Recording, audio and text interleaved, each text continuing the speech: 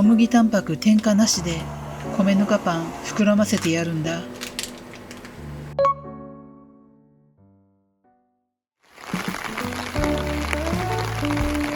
どうも、雨女リターンズ小麦です。雨が嫌いな白様です。雨はジメジメで嫌になるね。桜もすっかり葉桜。先週は奇跡のような晴天だったね。今日の午後には雨も止みそうです。今日もおっさんライブだったよね。今日はロックバンドの方のライブですね。おっさんも忙しいね。声をかけていただいて感謝ですね。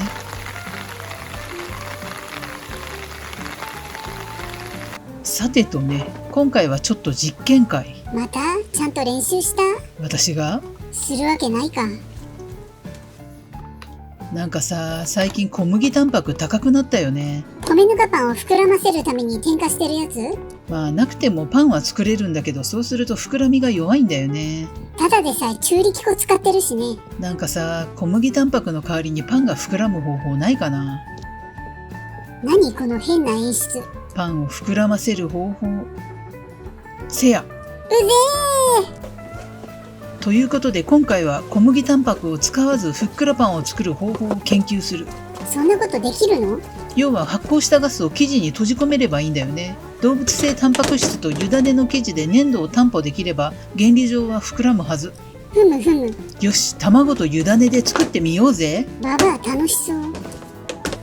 ということでこの巨大なタッパーに少量の湯種を作ってみた。タッパーのサイズ完全に間違えてるね。今回の生地は湯種分を分割してるけど、ざっくり米ぬか 20%、加水率 65%。ざっくりはダメだろ。分量の詳細は概要欄へ。このチャンネルでは週末のみ、ここ川沿いリバーサイド略してカーリバで米ぬかを使った低糖質な料理をご紹介しています。概要欄には米ぬか 50% を使ったレシピ動画や料理とは全然関係ないポッドキャスト、そして私小麦の結婚相談所、ハッピーシェア小麦店などいろいろな情報を載せているのでぜひチェックしてください。さて、今日の合言葉は小麦タンパク。コメント欄に書いてみて。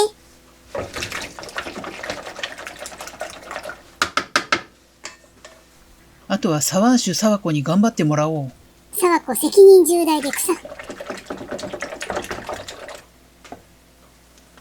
湯種以外をセットしておいて湯種のグルテンが育った翌朝にこねましょう。おやすみ生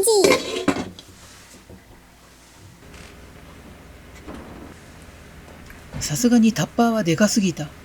シェラカップになってる。一晩寝かせてしっかりと育った湯種のグルテンと一緒にこねていく。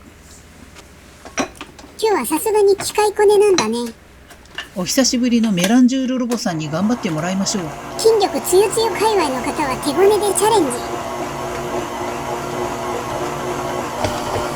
ロボは頼もしいね。ところでさっき生地にマヨネーズ入れてなかった？タンパク質の補給と油の代わりになるかなと思って。触った感じ、まあまあの弾力。今のところいい感じだね。さあ掃除レクリエーション。ババアのリフレッシュタイム。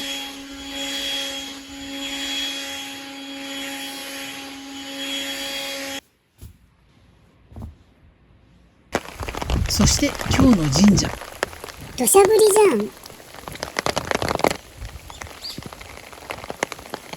ゃん。雨の諏訪神社は初めてなので新鮮ですね。諏訪神社は水の神様だもんね。そう、竹見中の神様。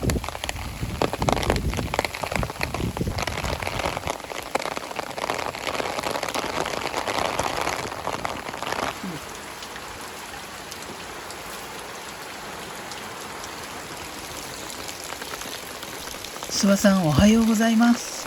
おはようございます。そして同じ敷地にある愛宕神社へ。ババアの数形神社だね。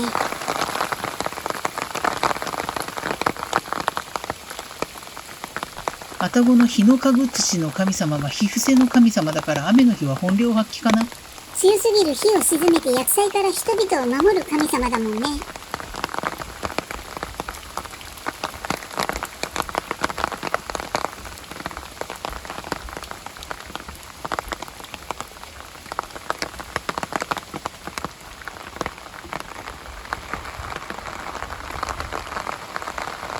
ここの桜も葉桜になってきた。桜の花は儚いね。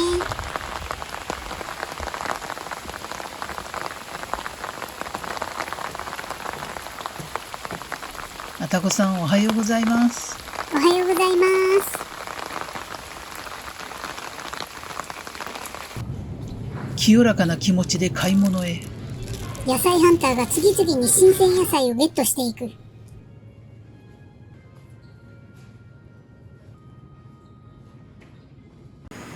買い物から帰宅したけど、このままじゃ少し発酵が弱いのでシステム作動。フライパン湯煎発酵システム。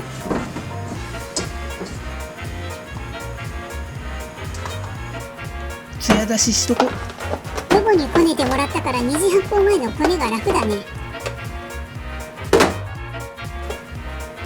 本来湯種のパンを作るときはしっかりこねた方がいいもんね。ババもしっかりこねた方がいいんじゃない？あ、お断りします。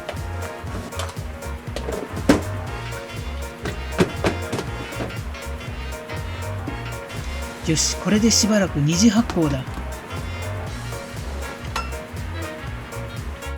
今日の二次発酵のお供はチョロコさん。Otomo Suluk Simile Nantine Noemi. あれ、モンキーバナナが動いてる。Atashino Shepa wo Nangaku Fuwutsuni Tato Luno Yamit Kulelu. チョロコさんが可愛すぎてコチョコチョするのをやめられない父さん。Hentai Kashela. Yada Kusai. 父さんは変態じゃありませんよ。ちょっとしか。Hentai Jinai. さあ、二次発酵が終了しました。おはよう生地。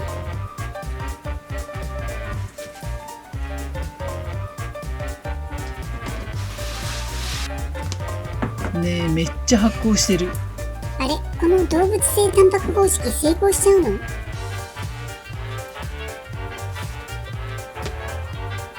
弾力は少し柔らかめだけど全然いけそう。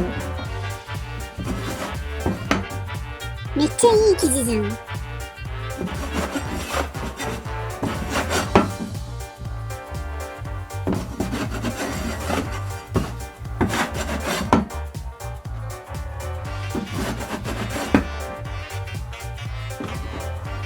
卵やマヨネーズの水分を調整して黄金率を弾き出したいですね。ババアの本気スイッチがオン。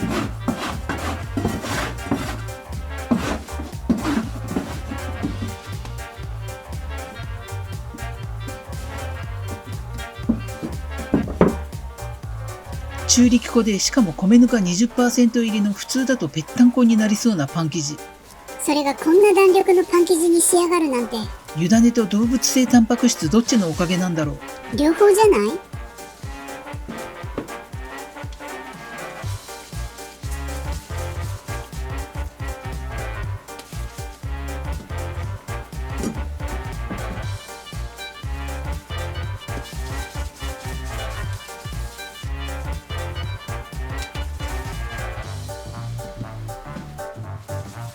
感触もプリプリの気持ちいい生地。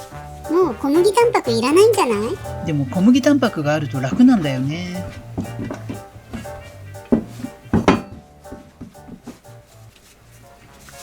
グルテンにアレルギーや過敏症がある方は摂取 NG だけど、実は食物繊維やミネラルも摂取できる有料食品だしね。グルテン最近扱いがひどいよね。私と旦那はアレルギーも過敏症も持ってないので、小麦タンパクは大丈夫なんだけど、最近のお値段がね。昔ホームベーカリーのボパンがブームだった時、電気屋さんで激安で小麦タンパク売ってたよね。確か 500g 入れで500円だった気がするな。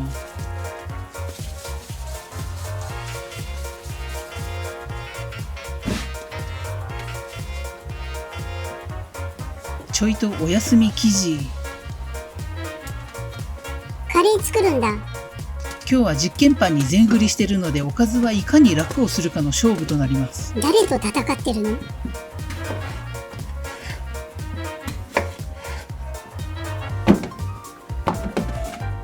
コン菜類はレンチンでいいや。相変わらず丁寧じゃない暮らし。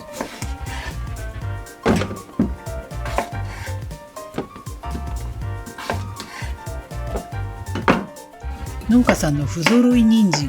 こういうのが美味しいんだよね。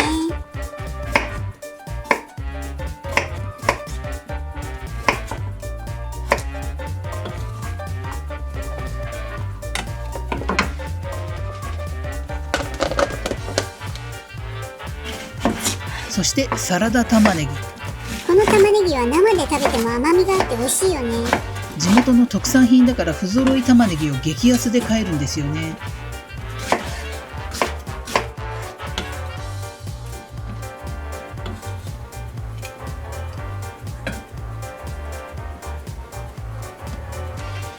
それじゃあガス抜きがてら整え直しましょうか。弾力はどう？少し柔らかいけど全然いける。柔らかさは水分の増減でいくらでも調整できるしね。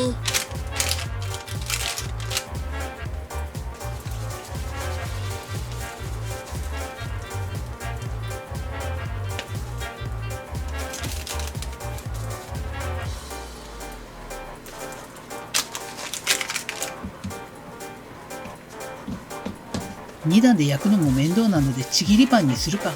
実験会の時くらいちゃんと2段で焼けばいいのに。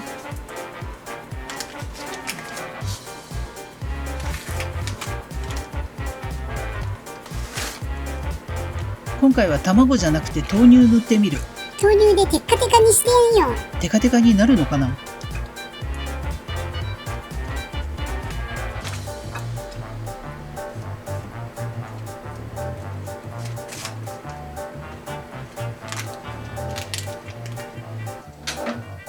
ほな、焼かれておいで。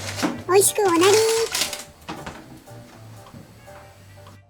180度の上下ヒーターで25分。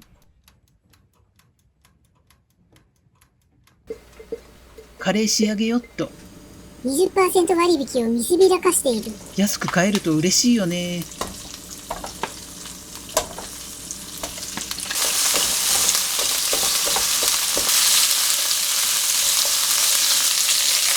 玉ねぎどっさり。サラダ玉ねぎ炒めるとさらに甘みが増すんだよね。しかも私の玉ねぎアレルギー症状も比較的軽め。いいこと尽くしだ。レンチン野菜軍団。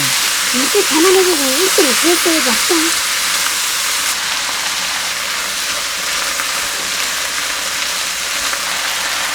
レンチンしてると煮込み時間が節約できる。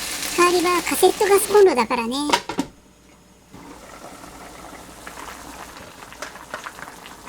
私の天敵カレールーのパッケージ。すんなり開いたじゃん。ババア筋肉量増えたんじゃない？そうかな。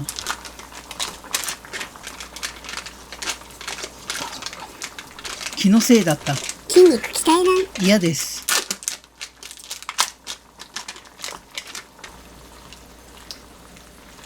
ちなみにこのカレーの残りは旦那氏のライブ後の軽食となります。軽食と言っていい量じゃねえな。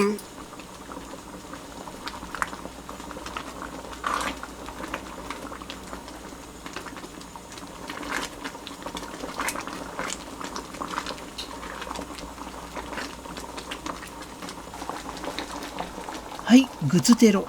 ババアも悪よの。ちゃちゃっとサラダを作りましょうか。今日もわさび菜が大活躍。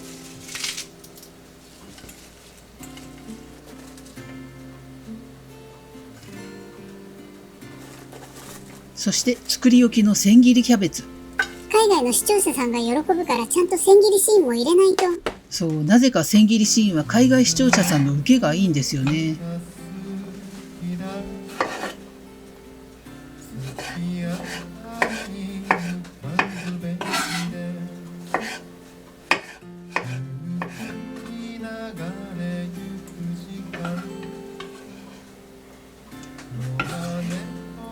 ざく切りトマトとマヨネーズでサラダの完成。本日も安定の雑サラダ。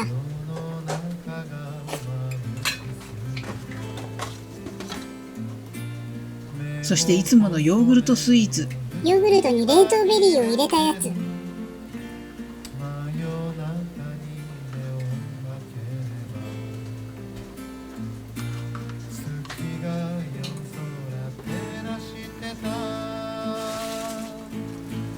アイラップに入れてボンボン叩いて泡立てたボンボンホイップ。ババアの風呂上がりのルーティーン。パンが焼けた。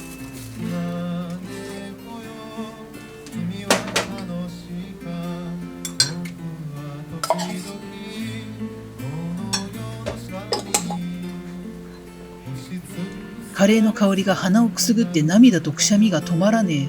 ババアカレーアレルギーなんだから吸引控えめにね。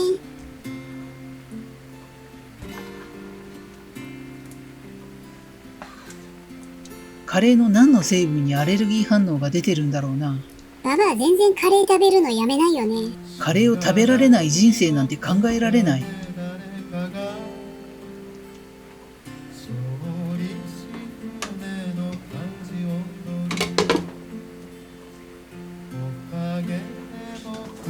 さあ焼き上がりはどうでしょう。おかえり生地。めっちゃ膨らんでない？小麦タンパク添加なしとは思えない仕上がり。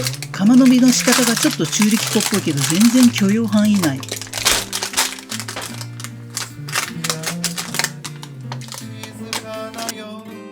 完成しました。小麦タンパクの代用実験パン。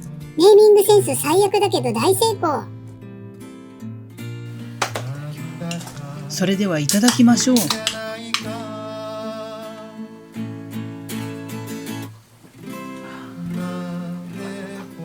正直こんなに膨らむとは思わなかった。卵2個入れたのが良かったのかな。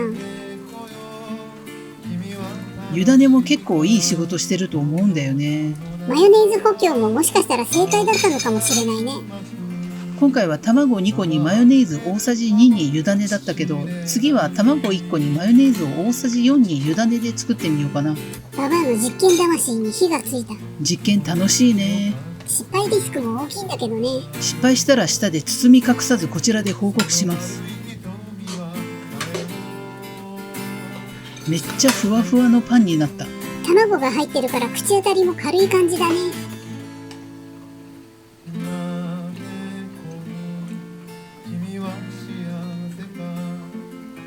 小麦タンパクいらないとまでは言わないけど、用途に応じて使い分けてみようかな。田舎パンには小麦タンパク欲しいもんね。今回の実験パン大成功な上に美味しかった。また見てね。今日の合言葉覚えてる？小麦タンパクバイバーイ。